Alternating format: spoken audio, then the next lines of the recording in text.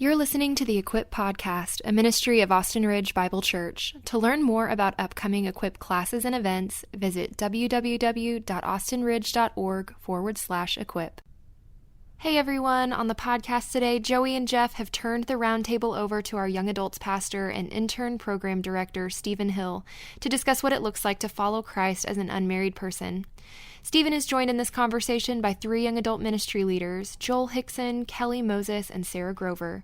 Let's jump right into their discussion today.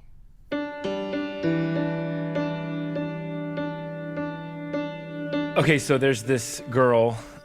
We started dating towards the end of high school. I had like one long relationship and then that ended. And so then I found this new girl, and new girl and I were from similar high schools. We were going to the same college. And so I thought, all I need to do is just not screw this up. And I can probably trick this girl into marrying me. And it's like most how 17-year-olds, think at this time. Yeah. And so we date over the summer, super fun, not a serious thing, but just having fun together. And right before we move away to college, I'm preaching a sermon at a church. It's like the third time I've ever preached ever. I'm nervous. She texts me saying, "Hey, when you get back from preaching the Lord's work, can we talk?" And I was like, "Don't you know I'm preaching right now?" And so I come back, we talk. She dumps me at one of my favorite places in Waco, and I throw up in the bushes, and I'm like crying and vomiting, whatever. And so right before we move into this very small university where I know I'm going to see her all the time for the next 4 years, she's like, "Hey, I'm going to be on campus at like 3 o'clock. Can you come by and help just unload a few things?" And I'm like, "Sure, baby, I'll be right there." And so I go and unload all of her stuff, move her in her dorm, and she says, "Thanks," and she pats me on the shoulder, and she says, "Ryan's on his way over, so I've got to go." And Ryan was her new boyfriend, who she dated for 2 years before she dated me in the middle. Oh, wow. Wow. Buddy.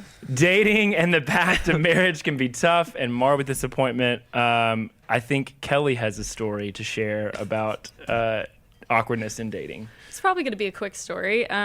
So like our current generation, I went to the social medias to find a potential mate. Mm-hmm. So I matched with someone, and we basically went on dates like every 2 weeks or so for about like 3 months, and then all of a sudden he ghosted me. So I guess like the reason why it's so weird is because he didn't have any like Facebook or Twitter or Instagram. So I never really confirmed that he was telling me the truth the entire time, but I was just goo goo gaga eyes.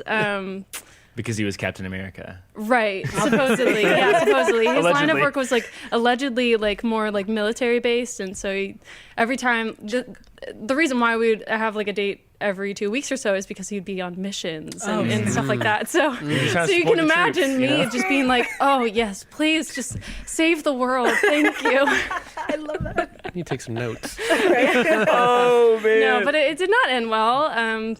I really don't know what ended up happening. I hope he's okay out there. I really don't know. I love that. Wherever he may be. Yeah. I don't know. So they're like, "So how are you?" Oh man. God bless G.I. Joe. Well, this is season 3 of the Equip Roundtable. We are talking about what it means to follow Jesus, how to be a Christ follower in 2020. And so when Joey asked me to lead this and to invite some friends, I was really excited. His question was really simple. I wonder what it looks like for single people to follow Jesus in 2020.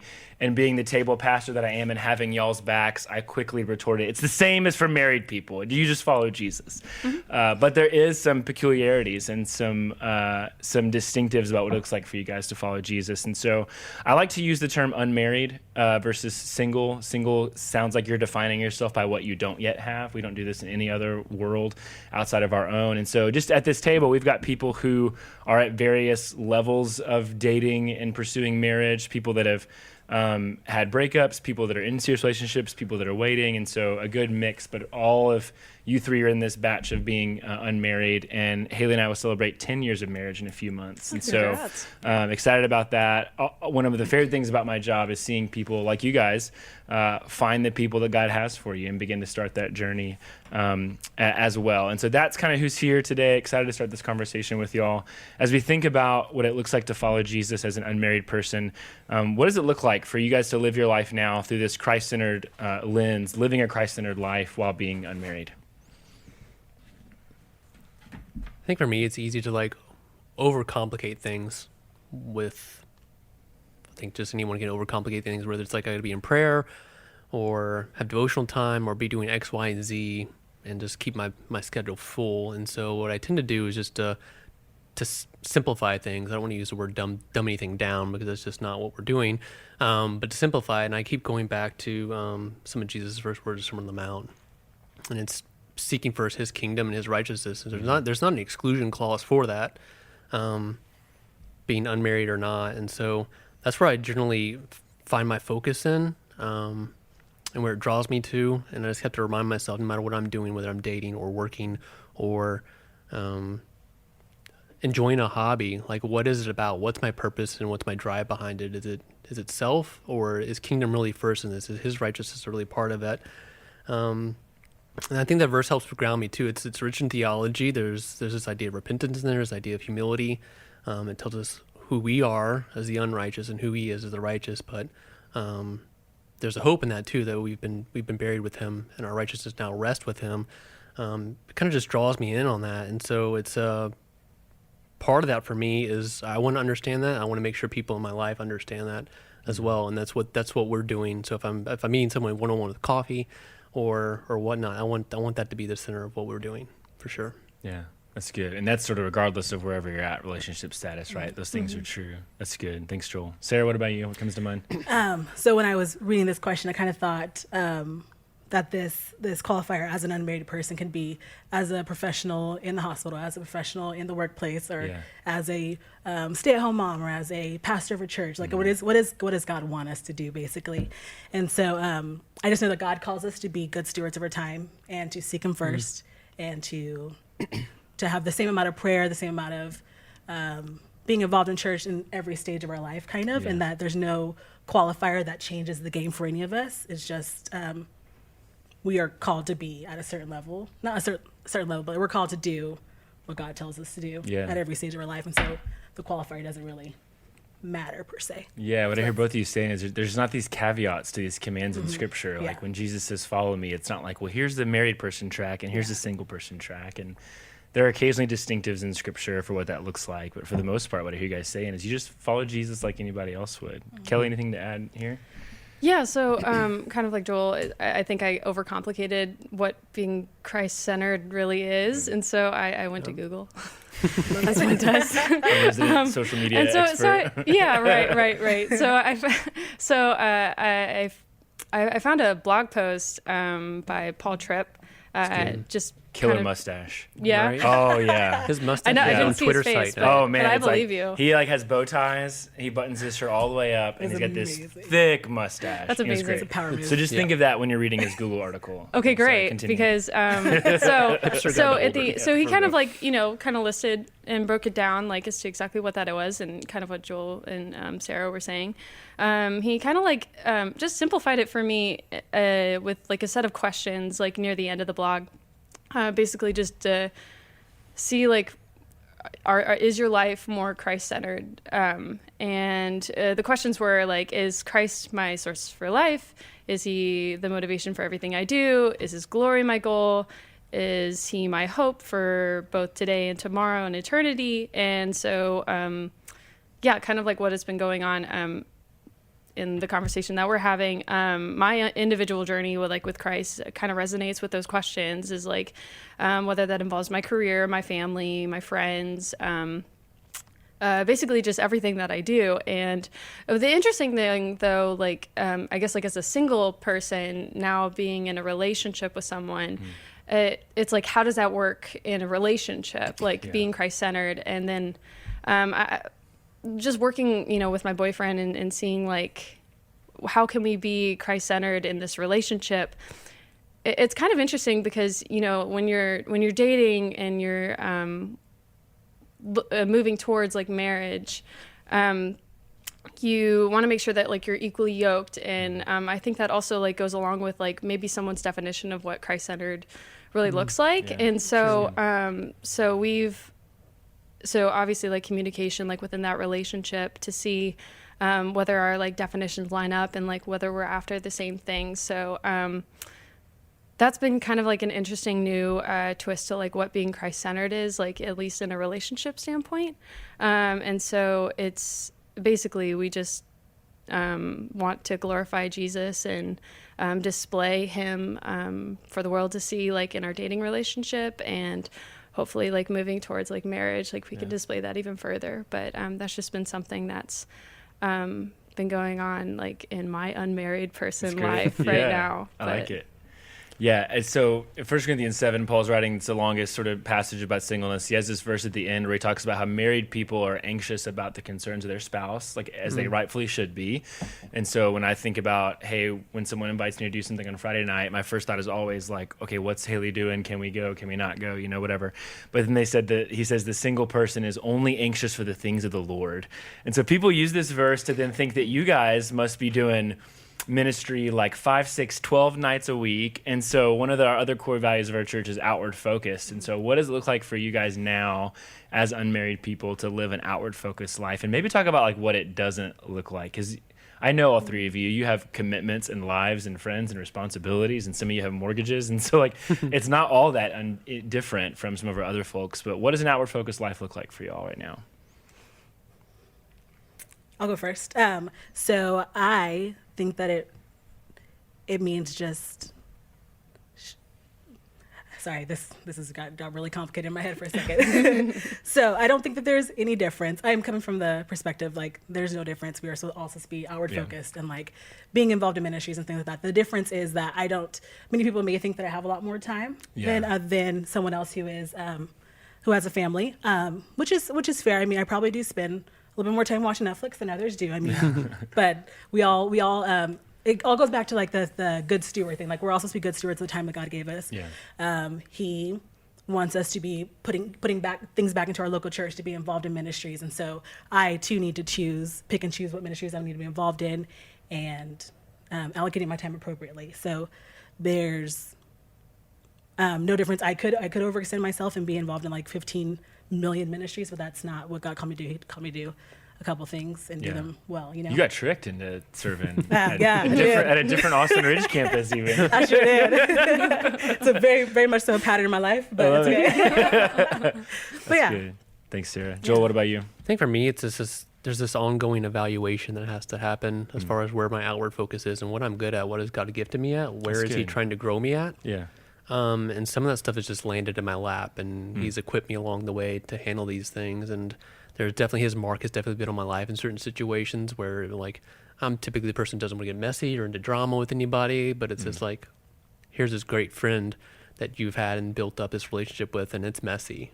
Like, what are you going to do with it? And so, for me, it's in that evaluation is where can I grow and where can I equip myself right now? And again, I don't think that stops or changes whether you're unmarried or married. And so I think for me, the outward focus right now is where can I grow? What can I do with my time and use it? Like Sarah was saying, just like, what can I be a good steward with? What time do I have? What gifts has he allowed me to have? What blessings has he poured in my life that allow me to step aside from some things and grow in different areas? Yeah. And for sure, that's one thing I've seen him growing me in is just like, hey, let's here's an area of your weekend maybe. Mm-hmm. Let's dive into that a little bit more, because I've got something planned for you possibly with that, you know. I think one of the mistakes married people make when they first get married is to stop serving everywhere because they've got to focus on like one another. And there's a good argument for kind of eliminating some things, but you gotta stay outward focused somehow. Saying your marriage is your outward focused thing is not a good plan. And so if the Lord brings this into your life, don't do that. Yeah. Find something to serve together, you know, and that may be a change. Whereas some of you know, Sarah may not be able to serve at 2.5 different Austin Ridge campuses or what she's doing now. But you find a place to serve together but maintain that outward focus, because that will only make you a better husband too, a better wife one day as well. Kelly, have anything to add here? Yeah. When I started thinking about like what outward focus means in like an unmarried perspective, I guess like we really do have like a privilege. I guess like we don't, it doesn't mean that we're not busy, right. But we do like have a little bit more freedom to work around in terms of like making our own schedule. And sure, there's like, you know, drawing a blank on the word, there's requirements or something to like, or what is it? Obligations. Yeah, Obligations. I was like, what is this word? There's like obligations that we'll have to like check in on. Like if we're meeting up with a friend, obviously it doesn't mean that we drop them and we go like on a mission or something. Yeah. But in terms of like, and maybe you can like pinpoint like exactly what this looks like in like a marriage. But I think we do have more opportunities to maybe go on that mission or something if we want to. We can save up our own money and go to this mission, or we can give this money to a set organization. Whereas like in a marriage, like there is like consulting with the spouse, whatever that needs to happen too. Supposed to be. Like there's someone that you have to consider. Yeah. Not to say that we can't consider like when we're unmarried, but I think there is like this requirement to consider the spouse when you're doing something. So I don't know. That's just something that I was thinking about. I think it's just a mindset. Like I said, even just the example of like, hey, can you hop into this thing on a Friday night and serve? Like, so let's say it's a Mobile Loaves and Fishes truck run or something, and somebody needs a sub. They say, hey, can you hop in? Like, I might be able to, but I've got to make sure Haley can get home from work in time to watch our son, and that she's okay doing that solo, which, like, of course she is. But there's always this, like, I think I can, but let me check. And when you're single, you just don't have that. And that's a good thing and it's a bad thing. And so, Paul talks about this in 1 Corinthians 7. He says, now, as a concession, not a command, I say this, I wish that all were as I myself am, meaning single. But then he says this, but each has his own gift from God, one of one kind and one of another.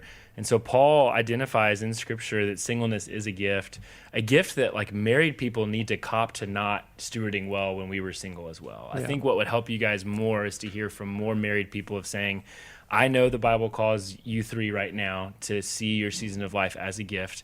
I also know that can be tough. And I also know that you need to hear stories from me of how I didn't always steward that well. And so I think in humility we say, and the season I'm in, marriage now, is a gift. And Haley and I are probably not going to die at exactly the right time in each other's arms like the Notebook or whatever. And so one of us is probably going to be single again, and that's going to be a gift, even though it's going to feel like hopefully a tragedy. She may feel free, I don't know. But whatever season you're in, seeing it as a gift, and with that outward focused idea of seeing it as a way to make a spiritual difference in the life of somebody else. And so y'all are at Austin Ridge. This is like an overwhelmingly family church. Like sometimes it can feel like you have to have 2.5 kids and a dog to attend here, right? And so what do you guys want married people to know about your life following Jesus as an unmarried person that they may not know? I would say that as humans, we all have free will, and we all want to do the things that we want to do. And we make time for the things that we want to make time for. And as married versus unmarried, we can make. I know as a married person, we have more things to consider. But if you really want to go on a mission trip to Mexico Reynosa and help out with the orphanage, you'll make the effort to do so. And I think that there's no difference between both of our wantings to want to do things, and it's. What our drive is, why we're doing that, I know that goes into effect as well. But I think just the want to is important. That there's no difference between the two. Just I want to do this to serve God, to show His love to other people. So I'm going to make it happen. Yeah. And we all do that. That's good. Yeah. I think we have a tendency, like no matter what generations or life stances you're in, just kind of close ourselves off in like-minded people or people that are in the same stages. And that's one thing I would ask of married people is just like open your doors to people who don't maybe look like you, as far as like in the church, maybe it be an unmarried person or an older person, and just be there, encourage us, have relationships with us. It's easy to get plugged into kind of those who are my friends' kids with, or my kids' friends with, and I'll be friends with their parents, and kind of close yourselves off. But we need you. We need you a part of this church. And I like how Paul later on in Corinthians in chapter 12 goes on to this whole idea about the body and how it works together. And it's not this, we're over here the hand and we're by ourselves, the single people, and the married people are on this other side over here just kind of doing their own thing. We all need each other. And so that's just my thought with that. It's just open yourselves up to us, and we'll try to do likewise. Yeah. And not to close ourselves off into our little niches in our groups as well. Yeah. And I can co-sign that for all of you. All of y'all are involved here at significant levels in serving and belonging. And so, You're not. I think sometimes singles ministries, whatever, in church get this horrible reputation, and a lot of times it is rightfully earned because it's people in this side room, kind of complaining and being bitter about why y'all aren't serving us, and that's not the heart of this question at all. And that's why you three are picked to be here, because I know that's not your heart here. Kelly, anything to add here? What do you want folks to know about what it's like to be you? I mean, kind of going off of what Joel said, it is a body, the body of Christ, and so like it looks a lot different or something, like at different pinpoints, like there's different body parts, and so I mean, kind of like similar what everyone else has been saying. It's like just interact with unmarried people. It's like we want to know about your life, and we hope that you want to learn about ours, and like how we do things, and like maybe we can babysit. I don't know. Yeah, but you can try an arcade anytime you want. Love it. You got to make the list. Yeah, sure. It's pretty loose now with the list. Love that. Oh man, crap. I sincerely hate how I answer that question. Yeah. I had one more thought that was not scripted that I want to ask you guys, and then I want to end with something quasi-sweet. Okay. Authentic relationships. Okay, so I think it was maybe my freshman year in college. I wrote this little article in our school newspaper. I went to a small Christian conservative university. I loved it. It was great. It was exactly what I needed. But everybody got married when they were like 20 years old at this place. Okay, and so I wrote this like scathing article in our little newspaper about how people should stop getting married when they're just out of college or whatever. And then I did the exact same thing. Yeah, I was gonna say. I got married to my wife Haley 17 days after I turned 21. And she's almost 3 years older than me, so it's a little bit different. But I did the thing that I didn't want to do. But you guys are in a different stage of life, and so I'm curious, like, what is it? I'm very on your side and sympathetic, and I see you guys being faithful in this way because that didn't happen for you, right? And so as you guys watch friends that you know, or even friends at the table, like begin to pair off and get married, and you're still kind of in this waiting mode, what is that like for you? How can we encourage you? How do you stay faithful? Because that's really tough. And I am encouraged by your faith in that journey. And so what is that like for y'all? I think for one thing, I think prayer is a huge part of it. It's tough in Austin in general, no matter what stage of life you're in. I think it's really tough for singles and people who are unmarried in any way. And so I just ask for the prayers of the church, of those people who are seeking, that we make wise decisions, that we make decisions that are kingdom based and not fleshly based. It's hard to maintain that focus when there could be seeming pressure from all different sides. Sometimes whether it be family, friends, even other church people, or just this background flesh inside of you that wants something so bad. But just pray for patience for us. Pray for humility, that we understand that this is God's plan and His design, and not ours. I think that's what keeps me grounded and centered as well. 38 years plus now of not being. I wasn't going to make you give the number. not being wed, and it's just I can't not look back at my life and not know that God's hand is on it. Yeah. To not feel secure, and that's like, hey, this could be not a part of His plan. I'm just going to keep my nose like focused on Him. Yeah. And if He's got that for my life, great. If not, like, great as well. Yeah. I can't wait to see what He's got in store for me. So I want to get to you, Kelly, next, but one of the things I've started doing with some of my friends that have kids, because like my mom used to do this with me, she would pray for my future spouse when I was little, and so some of my buddies do that with their kids, and it's made me pause and go, you should pray if that's God's plan for their life, because they can be a complete person without a spouse and be faithfully devoted to Him. And so I'm just shaming a lot of parents in our church on behalf of y'all to pray better and more rightly. So, That's great. Kelly, what about you? What's this season like for you? Yeah, just kind of reflecting on, I guess, like my dating history or anything like that. I think I recognized, like, where I am right now, like, there was definitely an immaturity and not really understanding, like, the concept of marriage anyways. And, like, I'm kind of grateful for this unmarried season in my life, simply because, like, I didn't jump right into marriage. Well, I didn't have any opportunity to do so, but like I'm doing it right now. Yeah. And I think looking back in my life, at least in Austin, whenever I moved to Austin, I didn't really experience like a strong church home before. And whenever I got like straight involved into the table, it was kind of like a snowball effect of growing more mature in my faith. And I'm just really thankful. Like, even though like I want a spouse, like there were definitely harder times when the need was stronger. But I think I'm just really, really thankful for the time at this moment of just really growing more in love with Christ.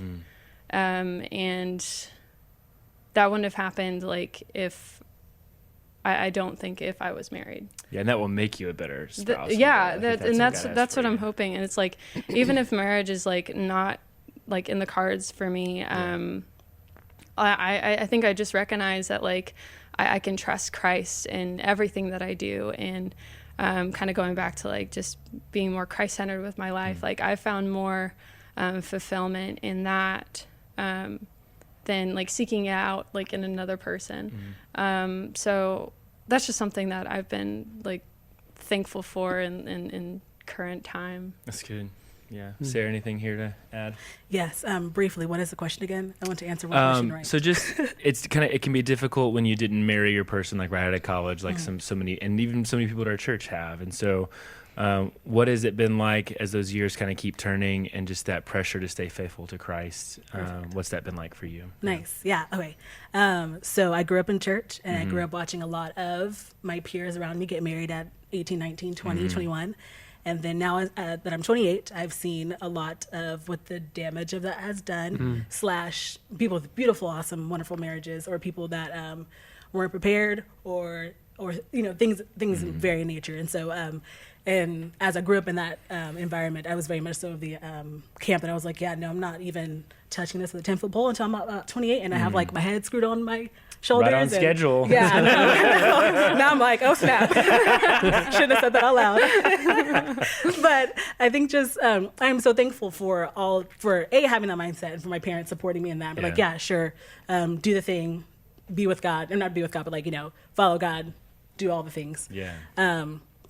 And so now I'm like, I can look back at different things that have happened in my life, or different trials that I've been through, and seeing how God has used those specific instances and like brought me closer to Him, and taught me some things that I would have never have learned if I had someone to lean on and to just like bury myself into, because that is my tendency. So I'm just looking back, I'm super thankful to have those instances that I can be like, thank God for the way that I was able to rely on You and to trust You, and for You to be my support, instead of having that be another person, which is definitely what I would have done. So yeah, to answer the question. That's good. You nailed it. That's great.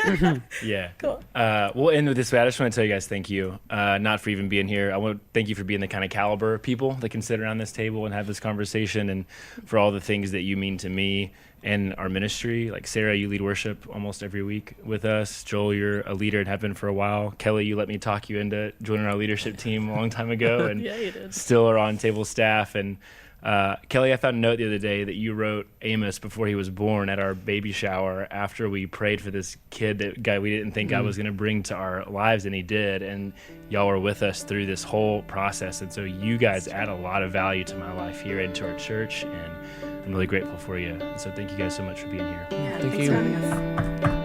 Thanks for listening to this episode of the Equip Podcast. If you're interested in connecting to the Young Adults Ministry here at Austin Ridge, visit www.austinridge.org/youngadults. If you have a question for us or feedback on the show, please email us at equip@austinridge.org. And finally, don't forget to share and subscribe. We hope you join us again next time.